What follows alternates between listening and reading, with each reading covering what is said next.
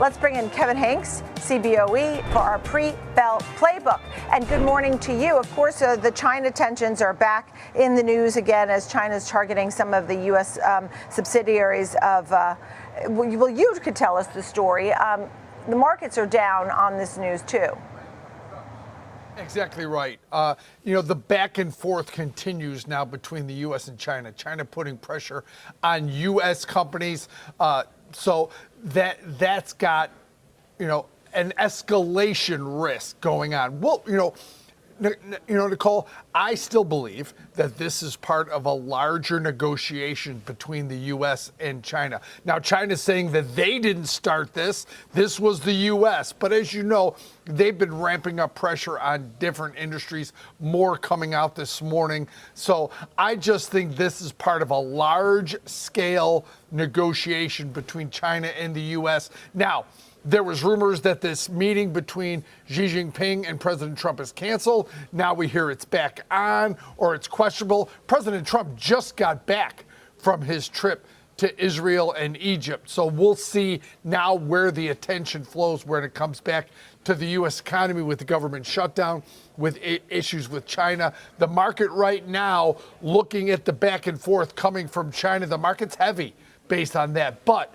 we'll see how this plays out during the day. The market had a great recovery yesterday off the softening of President Trump's rhetoric that he put out on Friday. So we'll see if there's more statements coming out today. Wouldn't surprise me if President Trump was very active today talking about the more domestic issues like the government shutdown and negotiations with China on a trade deal. So watch for that today. But right now, the market starting the day despite some pretty solid earnings from banks and Domino's Pizza and a news from AMD with Oracle. The market's starting the day, at least, very heavy. But, interesting, you mentioned crude oil, $58. The 10-year yield approaching 4% on the 10-year yields, now 4.03% on the 10-year yield. Those numbers are going to affect lower inflation, and those numbers are going to make stocks more attractive. So things are getting a bit interesting here, but geopolitics obviously always weighing on the market. We'll see how that plays out during the day, Nicole. Yeah, without a doubt. I mean, I'm still waiting for some prints, with the government shutdown day 14. Right? I think that's right. And so we still are not getting the prints. I think we're going to be able to get, I guess, at least one print between now and the Fed meeting. But that's something that we're also waiting on. We're sort of flying blind a bit here. That being said, when we see the bank earnings, I mean, for the likes of JPMorgan, for example, beating the street, topping the estimates of trading revenue at a record at nearly $9 billion and so on and so forth, JPMorgan, Citi, and Wells Fargo. What were your takeaways from some of these bank earnings? I think it's good news, bad news, right? The good news is all these banks put up pretty solid numbers. And even Citigroup, which remember is going through that restructuring, they're in the tail end of this restructuring, put up big growth numbers, but the bar was high on a lot of these names. So I've got JPMorgan down slightly, Citigroup close to unchanged, Goldman Sachs down about $20, but Wells Fargo is actually higher this morning to start the day. So that's the best performing stock of the four names. Remember, tomorrow we'll get Bank of America and Morgan Stanley. So, yeah, a mixed picture when it comes to the banks, but solid numbers across the board from the banks. But the bar was high on a lot of these, Nicole, as you know. Yeah, what I couldn't believe with Citi, every business within Citigroup rose and, in fact, posted a third quarter revenue record. I think people were worried. The bar is very high. The stocks are lower.